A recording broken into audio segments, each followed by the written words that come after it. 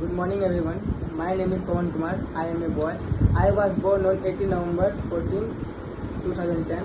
Now I am 15 years old. My father's name is Gautam Das. My mother's name is Babita Devi. I live in Kathia. Very good. सवाल है, कविता के प्रथम अनुच्छेद में निकलने वाला सूरज क्या है, वो कैसे निकलता है? यह प्राकृतिक सूरज नहीं बल्कि मनुष्य द्वारा बनाया गया परमाणु बम का भीषण गोला है। यह रोज की तरह आकाश में क्षितिज से नहीं बल्कि अचानक नगर के बीचों बीच निकलता है। छायाएं दिशाहीन सब और क्यों पड़ती है, स्पष्ट करें। प्रकाश का कोई एक निश्चित स्रोत न होने के कारण मनुष्य और वस्तुओं की छायाएं किसी एक नियम या दिशा में न पड़कर दिशाहीन होकर हर तरफ बिखर गई। Very good. मनुष्य की छाया कहाँ और क्यों पड़ी हुई है? हिरोशिमा की टूटी फूटी सड़कें, खाली गलियों और मकान की काली दीवारों व पत्थरों के बीच परमाणु बम के भीषण ताप और रेडिएशन ने पलक झपकते ही इंसानों को भाप बना दिया और उनकी आकृतियां पत्थर या दीवारों पर छप गई। Very good. कवि को वृक्ष बूढ़ा चौकीदार क्यों लगता है? कवि को वृक्ष बूढ़ा चौकीदार इसलिए लगता था क्योंकि वह हमेशा सतर्क रहकर घर और वातावरण की रक्षा करता था। Very good. कविता का समापन करते हुए कवि अपने किन आदेशों का जिक्र करता है और क्यों? कवि कहता है कि आज के समय में हमें अपने घरों को लुटेरों से बचाना है, अपने शहर को आक्रमणकारियों से बचाना है, अपने देश को देश के दुश्मनों से बचाना है। जो लोग इस देश को बर्बाद कर रहे हैं, अहिंसा तथा नफरत को फैला रहे हैं, ऐसे सभी लोगों से हमें इस समाज और देश को बचाना है। Very good. घर, शहर और देश के बाद कवि किन चीजों को बचाने की बात करता है और क्यों? घर, शहर और देश के बाद कवि नदियों, खाने, हवा, जल तथा मनुष्य को बचाने की बात करता है क्योंकि नदियों से हमें पीने का पानी मिलता है, नदियों से फसलों की सिंचाई होती है। हवा का शुद्ध होना भी जरूरी है क्योंकि दूषित हवा मनुष्य के स्वास्थ्य के लिए अत्यधिक हानिकारक है, इसलिए पर्यावरण की रक्षा जरूरी है। और सबसे महत्वपूर्ण है मनुष्यता को बचाना क्योंकि मनुष्य प्रकृति का सबसे शक्तिशाली तत्व है। Very good. कवि गरीब बस्तियों का क्यों उल्लेख करता है? कवि गरीब बस्तियों का उल्लेख समाज की असमानता और उन गरीबों के शोषण और उनकी दयनीय स्थिति को उजागर करने के लिए करता है क्योंकि समाज में व्यापक आर्थिक विषमता और भारी अंतर को दिखाने के लिए गरीबों के जीवन में अभावों, संघर्षों और उनकी अपेक्षित स्थिति को दर्शाने के लिए करता है। Very good. कवि किन अत्याचारों का और जिक्र करता है?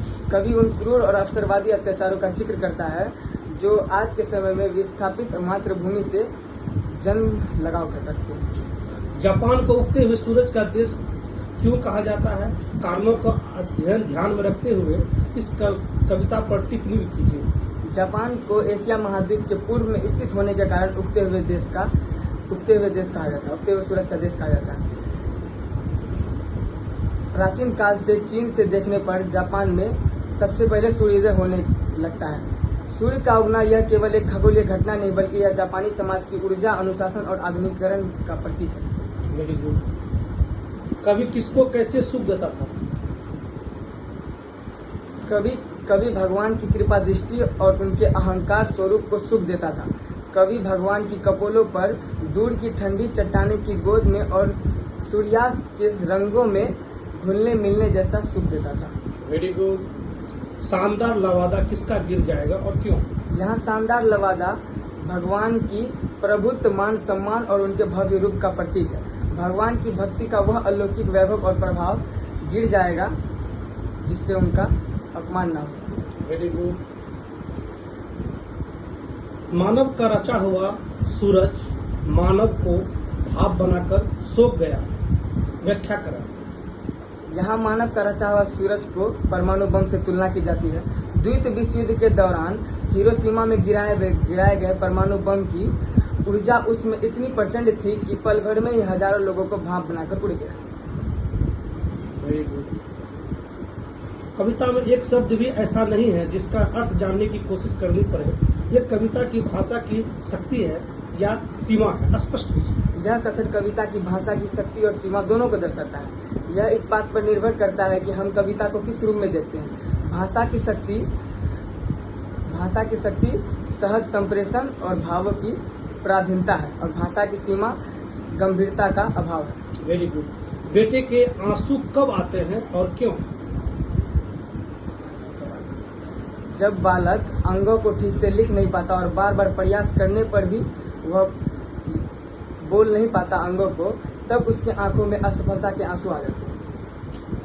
इनकार करना न भूलने वाले कौन हैं? इनकार करना ना भूलने वाले वे जागरूक और संघर्षशील और जीवट लोग हैं जो अन्याय और दमन के आगे आसानी से हार नहीं मानते। खलासी बेचैनी किसकी है? बेचैनी का क्या अभिप्राय? खालिश बेचैनी खरगोश की है। क के बाद ख को सीखने की जो ललक और उत्सुकता होती है वही बेचैनी है। बच्चा जैसे जैसे आगे बढ़ता है उसकी जिज्ञासा और आगे सीखने की चाहत बढ़ जाती है। Very good. कविता के अंत में कवित्री शायद अब अव्यय का क्यों प्रयोग करती है? स्पष्ट करें। बालक का मन कच्चा और विचलित होता है जिससे वह समझ नहीं पाता कि आगे क्या होगा। शायद शब्द यह बताता है कि बच्चे का ज्ञान अभी पूरा नहीं हुआ है, इसलिए वह सीखने के मार्ग में अटक गया है। वेरी गुड, बहुत बहुत वेरी गुड। कवि अगले जीवन में क्या क्या बनने की संभावना व्यक्त करता है और क्यों? कवि अगले जन्म में शंख, चील, भोर का कौवा, हंस या किशोर की नैन से दिखने वाले धान के बीज या तैरने वाली बतख बनने की संभावना व्यक्त करता है। कवि की मातृभूमि बंगाल की सुंदरता से इतना प्यार करता है कि वह मनुष्य न रहकर अपनी देश की रक्षा करना चाहता है। Very good. अगले जन्मों में बंगाल में आने की क्या सिर्फ कवि की इच्छा है? स्पष्ट करें। यह केवल एक व्यक्ति की इच्छा नहीं बल्कि यह उस हर विस्थापित या मातृभूमि से प्रेम करने वाली मनुष्य की भावना है जो अपनी जन्मभूमि से आघात लगाव रखता है। Very good. कवि किनके बीच अंधेरे में होने की बात करता है? आशय स्पष्ट करें। कवि का आशय यह है कि वह अपने पुनर्जन्म के बाद मानव रूप में न आकर जो अन्याय और आघात लगाव रखते हैं उनके बीच अंधकार के बीच किसी वस्तु या जीव बनने की इच्छा रखता है। Very good. कवि अपने को जलपात्र और मदिरा क्यों कहता है? कवि अपने को जलपात्र और मदिरा इसलिए कहता है क्योंकि भगवान और भक्त का अस्तित्व दोनों एक ही रूप में निर्भर करता है। जैसे जलपात्र के बिना जल और मदिरा के बिना प्याला अधूरा रहता है, उसी प्रकार भक्त के बिना भगवान का कोई वजूद नहीं रहता। Very good. हिरोशिमा क्या है? इतिहास में इसकी प्रसिद्धि किस लिए है? शिक्षक की सहायता से आप हमसे मालूम करके आप क्या जानते हैं? हिरोशिमा जापान का एक प्रसिद्ध नगर है जो द्वितीय विश्व युद्ध के दौरान 6 अगस्त 1945 को अमेरिका द्वारा परमाणु बम गिराए की भयानक तबाही के कारण इतिहास में जाना जाता है। वेरी गुड, बहुत बहुत अच्छा, आपने बहुत अच्छा जवाब दे रहा है। Very good.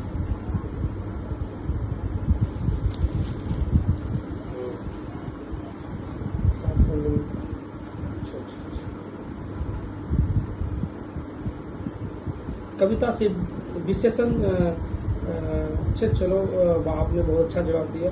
चलो बधाई, आपको शुभकामनाएं। नमस्कार।